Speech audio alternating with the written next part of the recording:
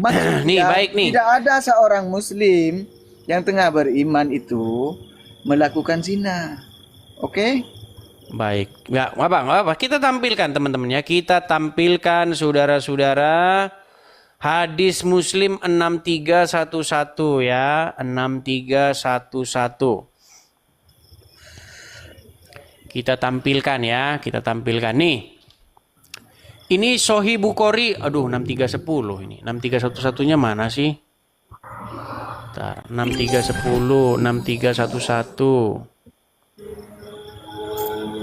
Mana 6311? 6311. Ini tidak bisa. Ini ya teman-teman ya. Ini saya buka nih ya. Ini tidak lengkap ketika saya buka nih. Nih. 6311. Nih. Ini Arabnya ini. Ya. Nih. Tidaklah berzina seorang hamba yang berzina ketika ia berzina dalam keadaan beriman. Nih, Rasulullah bersabda, tidaklah berzina seorang hamba yang berzina ketika ia berzina dalam keadaan beriman.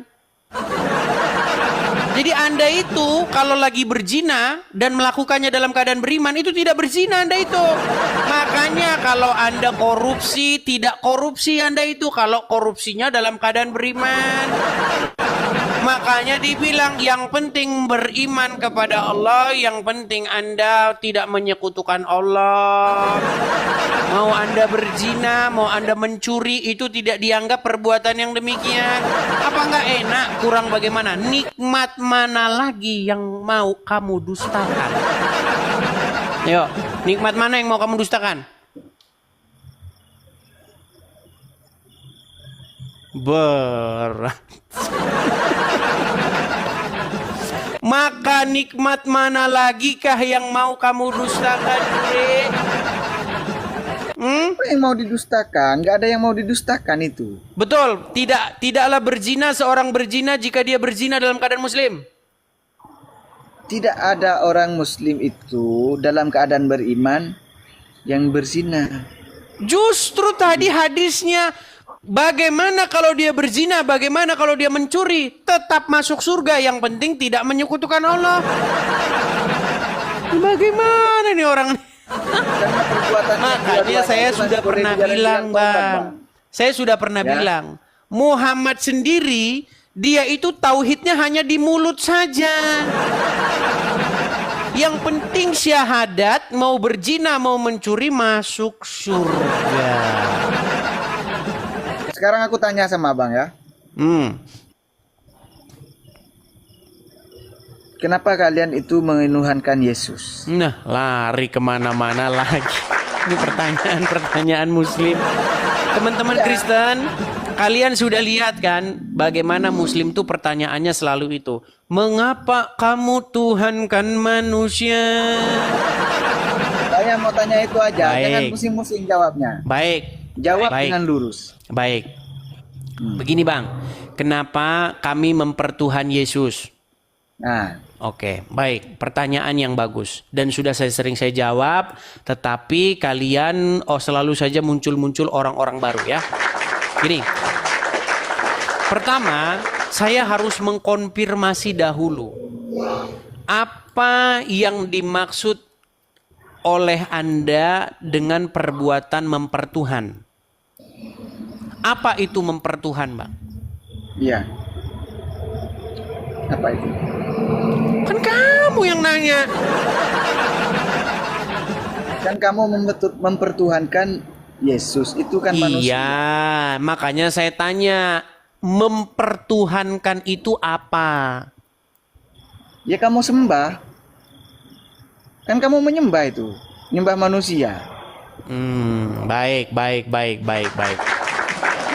Ada Al-Quran nggak di situ? Ada. Ada. Apakah kamu sudi membukanya? Enggak pakai wudu, Bang. Enggak Boleh. sudi membuka. Tapi sudi tahu. Kalau Anda tidak sudi membukanya, bagaimana nanti saya membahas itu dan membandingkannya dengan agama kamu? Buka aja, saya boleh menjawabnya. Baik. Nggak apa-apa teman-teman ya. Muslim di sini malas membaca Al-Quran, tidak masalah ya. Loh, membaca Al-Quran itu Bang, ketika dalam agama kami Terlalu banyak dalam keadaan alasan. bukan suka-suka macam kitab kalian. Iya, Anda terlalu banyak alasan. Buat apa banyak alasan? Kita ini Baik, diskusi. baik, Hmm. baik. Saya tunjukkan kepada Anda definisi mempertuhan dahulu ya, sesuai dengan Al-Quran maupun juga sesuai dengan Bible. Tapi kita mulai dulu dengan Quran. Karena kalau dengan Bible, kamu tidak akan percaya ya. Baik. Nih. Ini Quran surat Al-Jathiyah nomor 23. Oke. Oke. Ya, ya. Maka pernahkah kamu melihat orang yang menjadikan hawa nafsunya sebagai Tuhannya? Oke. Jadi menurut ayat ini, ada nggak orang-orang yang menuhankan hawa nafsu? Ya nggak ada. Coba kamu baca lagi, baca. Baca. Artinya makam. Baca bersuara bacanya. Artinya makam. Bacanya bersuara, juri. Bacanya bersuara, yuk. Dan Allah memberikannya berdasarkan ilmunya. Dan Oke. Allah telah Maka pernahkah kamu melihat orang yang menjadikan hawa nafsunya sebagai Tuhannya? Jadi ada nggak orang yang menjadikan hawa nafsu sebagai Tuhannya? Menseret. Nah, berangkat dari sini, Anda kan tadi bertanya kepada saya, kenapa Anda mempertuhan Yesus kan gitu. Nah, coba berangkat dari sini, kata mempertuhan ini menjadikan sesuatu sebagai Tuhan, maknanya apa? Apa maknanya menjadikan sesuatu sebagai Tuhan itu? Misalnya, menjadikan Yesus sebagai Tuhan, menjadikan hawa nafsu sebagai Tuhan, menjadikan batu sebagai Tuhan, menjadikan harta sebagai Tuhan, menjadikan setan sebagai Tuhan. Coba, menjadikan titik-titik sebagai Tuhan itu definisinya apa?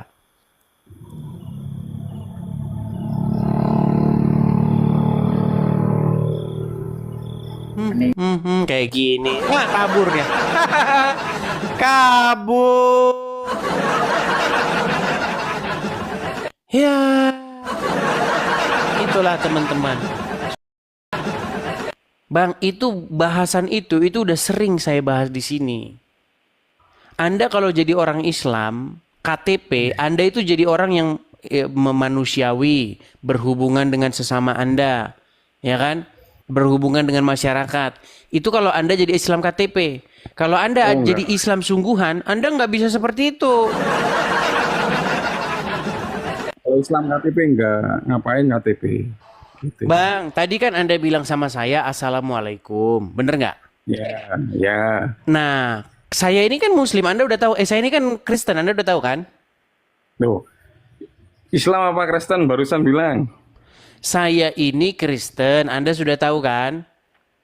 Nggak tahu. Nggak tahu. Bohong lagi.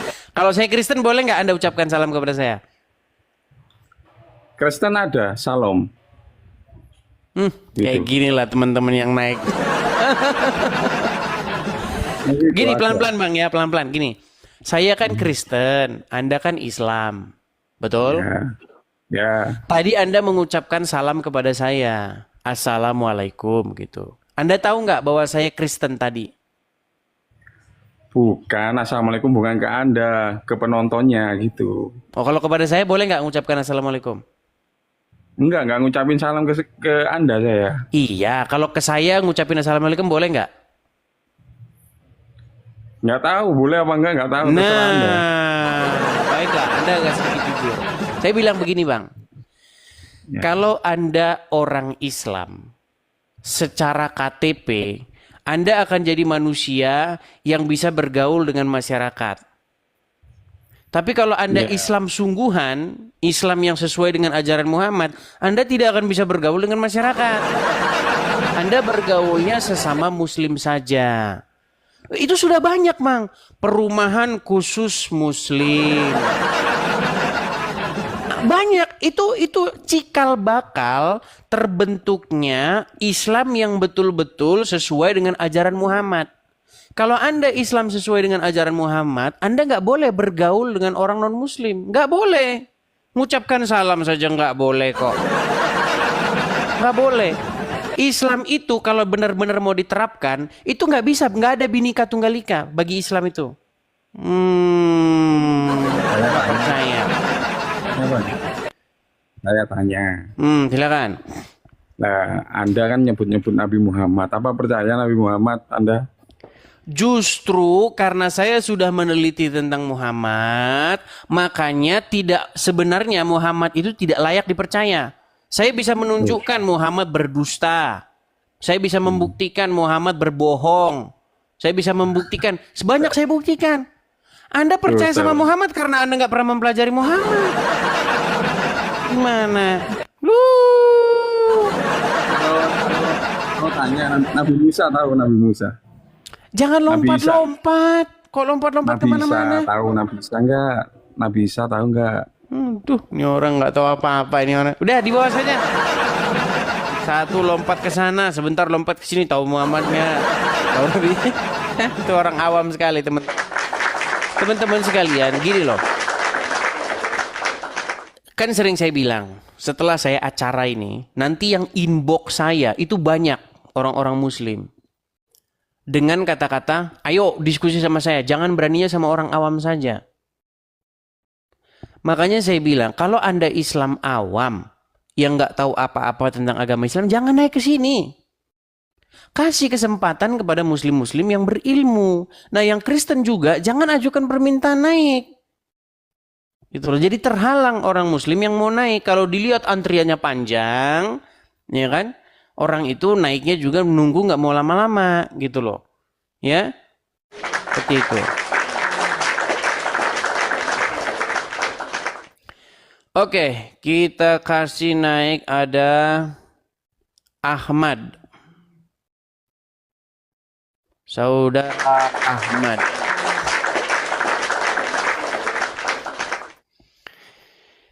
Ya, selamat malam Saudara Ahmad. Ahmad.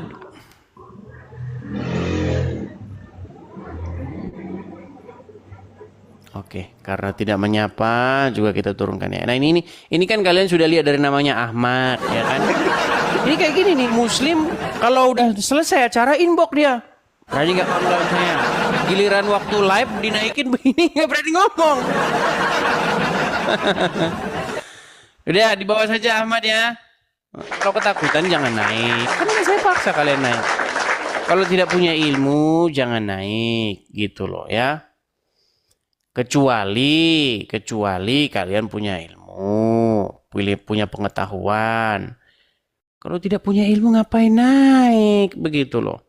Ini khusus bagi orang-orang yang memperdalam saja. Kalau nggak memperdalam jangan naik.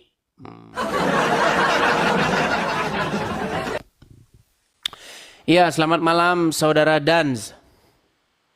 Oh, halo, ini Bang Dans ini udah lama ini gak naik. Lama tidak naik Dans. Apa kabarmu Dans? Sehat Bang Edis. Bang Edis gimana? Sehat. Gimana? Kirain udah pindah alam gak pernah kelihatan. Wah. Saya kira Anda kemana ini kok lama tidak nampak, tidak kelihatan begitu. Gimana Bang Dans? Tersesat saya Bang ini. Baru sekarang nih mau belajar di Room Edis TV nih. Makanya saya masuk ini. Kok lama kali disetujuinya? Saya naikkan dulu yang bagian-bagian yang pertama naik begitu.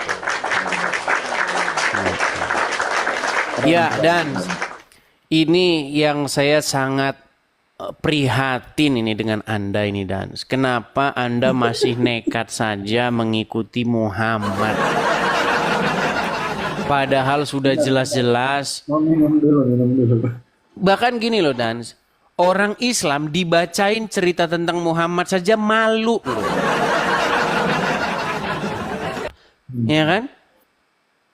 Padahal kita hanya membacakan saja. Muhammad menikahi anak di bawah umur. Kan banyak orang Islam yang malu. Bahkan si Lina itu udah bilang, itu tidak pantas dicontoh katanya. Iya. Coba gimana Dans?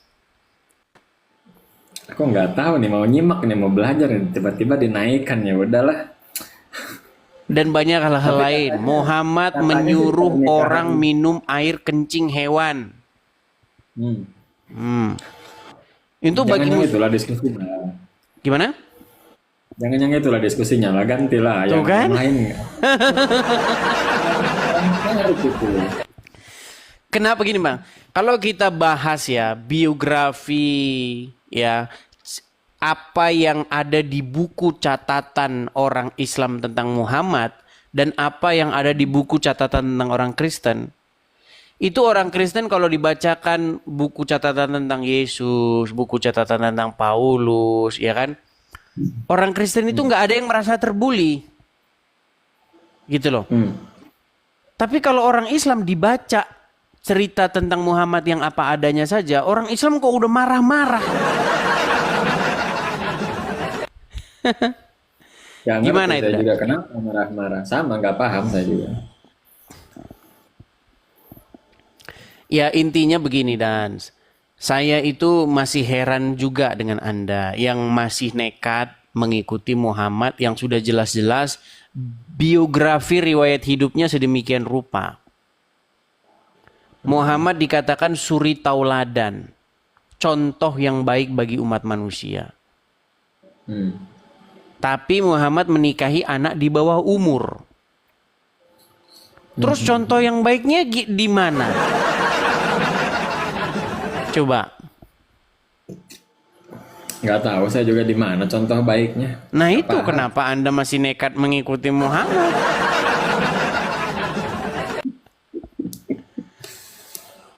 Iya, cuman ketika bicara Muhammad dengan arti yang terpuji gitu kan. Ternyata di Bible juga Yesus itu adalah seorang yang terpuji. Kadang-kadang saya juga bingung ini yang dimaksud Muhammad yang mana gitu. Nah ini menjadi satu ini. Jadi banyak orang itu latah terhadap sesuatu. Bahkan yang dia tidak ketahui. Ya kan? Ketika kalian mengatakan Muhammad sosok yang terpuji. Iya karena nggak dipelajarin. Coba kalau misalnya dipelajarin. Bagaimana mungkin Anda masih mengatakan Muhammad sosok yang terpuji? Coba Dan, Anda jujur coba. Kalau orang menikahi anak di bawah umur itu terpuji nggak akhlaknya? Kalau dari sisi anak di bawah umur dengan redaksi pada saat itu kan itu sesuatu yang bukan hanya dilakukan oleh Muhammad. Coba sebutkan satu tokoh lain yang juga menikahi anak di bawah umur. Kalau tokoh lain sih saya nggak tahu, cuman yang Nah, saya berarti mengklaim saja ini, Dan. Maryam Dan sendiri. ketika Anda tadi mengatakan bahwa pada zaman itu bukan hanya Muhammad saja yang melakukan itu. Tapi ketika saya suruh tunjukkan siapa orangnya, satu pun Anda tidak mau menunjukkan. Nah ini yang saya sebut dengan gimana ya? Ini Anda telah memfitnah begitu loh. Memfitnah orang-orang sejaman Muhammad berkelakuan seperti dia padahal hanya dia. Itu yang saya tahu, kelahiran Maryam melahirkan Yesus itu di usia 14, itu kawinnya Di mana juga usia ayatnya? berapa? Ayatnya di Itu mana? info yang saya lihat aja itu di mana, di Google apa di mana gitu. Entah Ya harus kita ada tahu. ayatnya dong, nggak boleh Ntar fitnah. saya cari dulu dah. Silakan. Harus ada sumber-sumbernya. Ini yang ditanyakan tentang usia kelahiran Maryamnya atau apa tuh? Waduh, dan sini tidak nyambung teman-teman. Ya. Oke, Bang Dans, nanti kalau sudah informasinya sudah dapat, nanti naik lagi ke sini ya. Karena masih Google. Ya, nanti kalau sudah mengumpulkan informasi baru ke sini. Kita berikan kesempatan dulu kepada muslim yang lain ya. Iya, iya. Oke, makasih Bang Dan. Terima kasih. Ya, shalom teman-teman semua. Terima kasih sudah menonton video ini dan kiranya melalui video ini bisa menjadi pelajaran bagi kita semua serta menyadarkan, mencerdaskan, dan mengingatkan saudara-saudara kita para polemikus terkait ajaran-ajaran mereka yang memang selama ini ajaran mereka sendiri, isi kitab suci mereka sendiri itu mereka sama sekali tidak mengerti teman-temannya. Tetapi masalahnya mereka sibuk kepo membahas tentang kitab agama lain sehingga lupa untuk mempelajari kitab sucinya sendiri. Nah, teman-teman, seperti apa yang kita dengar dan apa yang menjadi pembahasan mereka dari awal tadi tentang masuk surga ya.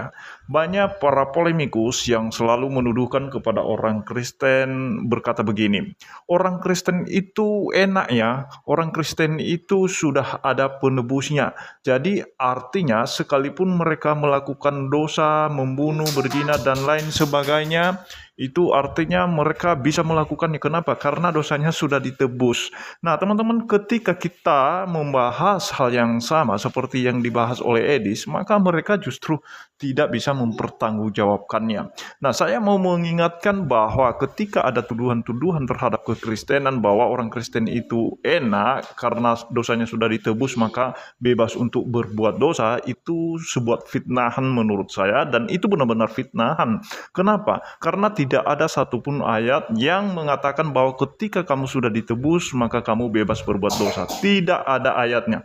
Nah, teman-teman, yang ada ayatnya bahwa kamu sudah dimerdekakan oleh pengorbanan Kristus. Karena kamu sudah dimerdekakan, jangan menyalahgunakan kemerdekaan itu untuk melakukan dosa, untuk memiliki kesempatan berbuat dosa. Jangan menyalahgunakan kemerdekaan itu, kebebasan itu. Jangan menyalahgunakan tebusan itu. Sehingga kamu berbicara dalam hatimu, aku bebas berbuat dosa karena saya sudah dimerdekakan, karena saya sudah ditebus. Tidak demikian kata Alkitab. Ketika kita sudah menerima penebusan itu, kita harus bertumbuh ke arah Kristus. Kiranya buah-buah kita yang percaya kepada Kristus adalah buah-buah yang baik. Dan itu buktinya orang beriman kepada Kristus Yesus Tuhan kita. Itu saja yang perlu saya sampaikan teman-teman. Kiranya Tuhan Yesus memberkati kita semua. Shalom.